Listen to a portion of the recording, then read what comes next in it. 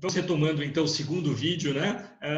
Falando sobre os argumentos, retomando, né, os argumentos do abolicionismo penal, dessa linha de pensamento do abolicionismo penal. No vídeo anterior, nós abordamos 3 itens, né, desta base argumentativa do abolicionismo penal.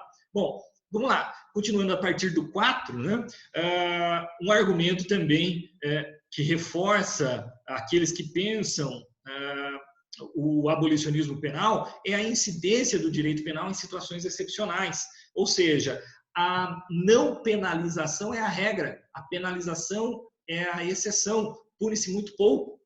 Muito poucas pessoas são punidas num sistema tão vasto, tão grande, de um arcabouço tão numeroso de tipos penais, né? Existem tantos crimes, mas na realidade muito poucos são punidos. Então, se discute, há quem discuta a necessidade de manter um sistema que tem sua efetividade tão pequena, né? Neutralização da vítima seria o 5º argumento.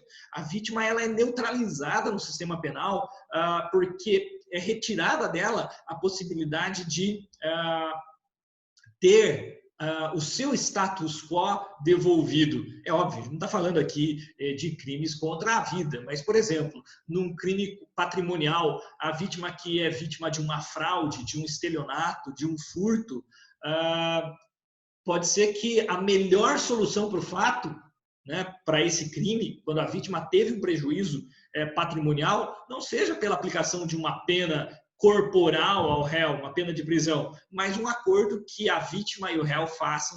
É mais ou menos esse o espírito da Lei 9.099/95, que prevê a composição civil dos danos, que prevê a possibilidade de transação penal, inclusive institutos novos, como o acordo de não persecução penal, que veio agora, que ingressa no nosso sistema com a lei anticrime, foi editada em 24 de dezembro de 2019, entrou em vigor em 23 de janeiro de 2020. A gente ainda vai ter oportunidade de trabalhar esses institutos mais adiante, são institutos de direito processual penal. Muito bem. O 6º argumento é a falta de consistência material na definição do delito. O que é crime? Para esses teóricos, o crime ele não existe em si. Ele não é o objeto que o sistema vai analisar. Crime, para esses teóricos, é o próprio resultado do sistema. Ou seja, só existe crime porque existe um sistema criminal. Não existe um crime que todos nós sabemos. Isso é crime. Óbvio, existem algumas lesões que mais claramente nos levam a pensar isso é crime. Mas a gente pode pensar em outras situações, por exemplo, por que beber cachaça, álcool, corote, cerveja não é crime e fumar maconha é crime, se são condutas muito semelhantes, muito parecidas. Então, a questão do direito penal ser um fenômeno político. O 7º argumento, um sistema que intervém sobre pessoas e não sobre situações, girando em torno da culpabilidade individual. Então, aqui é um sistema que enxuga gelo, porque ela incide sobre as pessoas, mas não soluciona o fator criminal, não atinge a fonte, não atinge a causa, ela trata não a doença, trata o sintoma. É um sistema que não trata a doença, trata o sintoma. No 8º argumento, um sistema que atua de maneira reativa, não preventiva. Então, o sistema penal reage. Então, para aqueles que argumentam que a função do direito penal é proteger bens jurídicos, que são aqueles valores imprescindíveis para a vida em sociedade, o direito penal não serve de nada.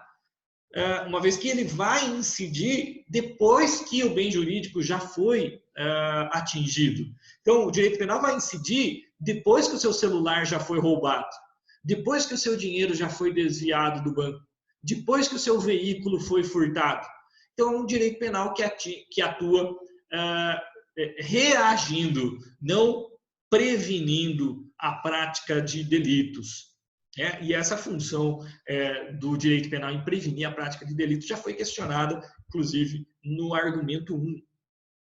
Um sistema, né, no argumento 9, um sistema que atua tardiamente. Em que sentido? O processo demora, em algumas localidades, em certas localidades, demora ainda mais.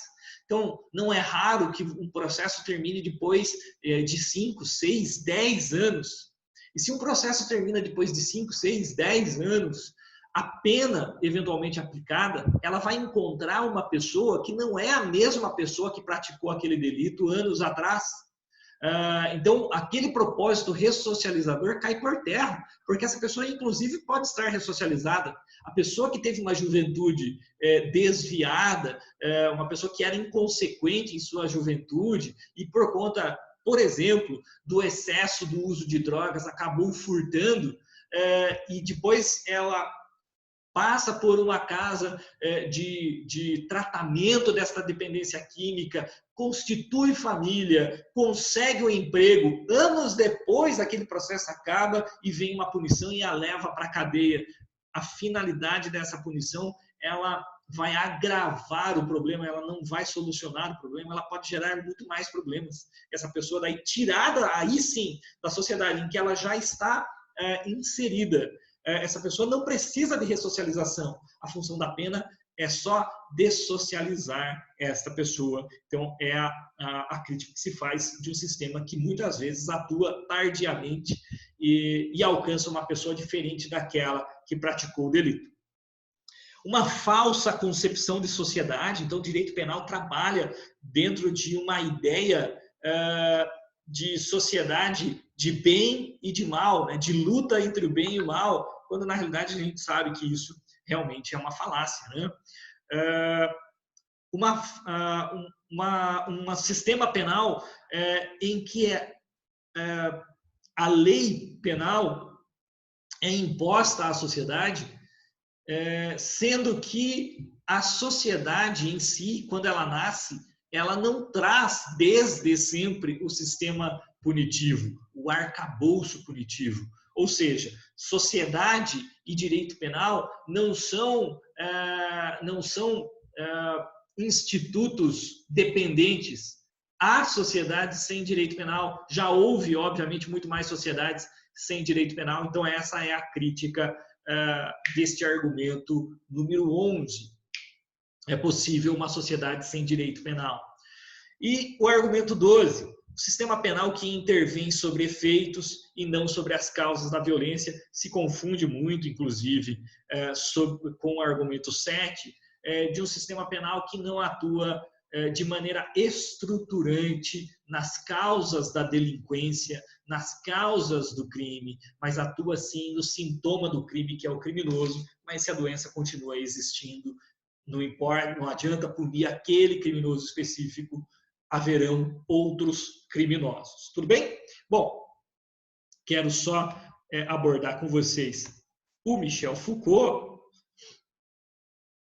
Michel Foucault, para o Zaffaroni, né, o Eugênio Raul Zaffaroni, ele não é necessariamente um abolicionista no sentido dos outros, Lewis Christie, Luke Hussmann, o próprio Mathiesen e Tobias Barreto no Brasil, mas ele traz uma primeira referência. A importância do Foucault é ter trazido, em 1975, a primeira referência teórica para a construção da ideia do discurso abolicionista, né? Então, o Foucault ele vai demonstrar lá em 1975, na obra Vigiar e Punir, como o sistema punitivo ocidental se legitima num discurso da criminologia tradicional e num pretenso humanismo ressocializador, né? Há uma construção do sistema punitivo numa ciência que é, sim,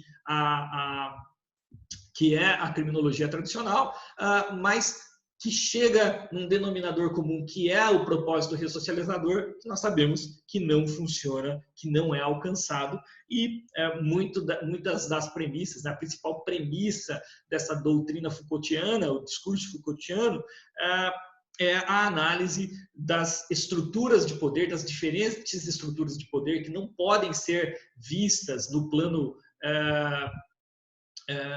macroscópico, apenas no campo microscópico, não se enxerga essas diferentes estruturas de poder que selecionam a clientela do sistema penal e afastam outros, né, e atuam em todas as estruturas.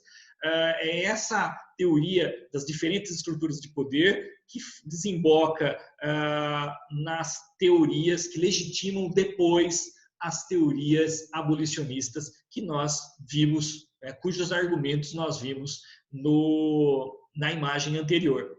O Foucault já dizia lá em 1975 que em pouco mais de um século de clima de obviedade, né, esse clima de obviedade da prisão, ele se transformou, não desapareceu. A prisão não deixou de ser óbvia, mas a necessidade da prisão, aliás, não deixou de ser óbvia, ela se transformou. Hoje, nós conhecemos todos os inconvenientes da prisão. Nós sabemos que ela é perigosa, quando não inútil, e, entretanto, não vemos o que pôr em lugar. Então, é o mal necessário, a prisão como um mal necessário, enquanto não se avançam nas ciências alternativas à prisão. Então, é esta percepção do discurso Foucaultiano que leva ao rompimento com as ideias do punitivismo, né, do sistema punitivo, e lança aí bases para as políticas abolicionistas. Tudo bem?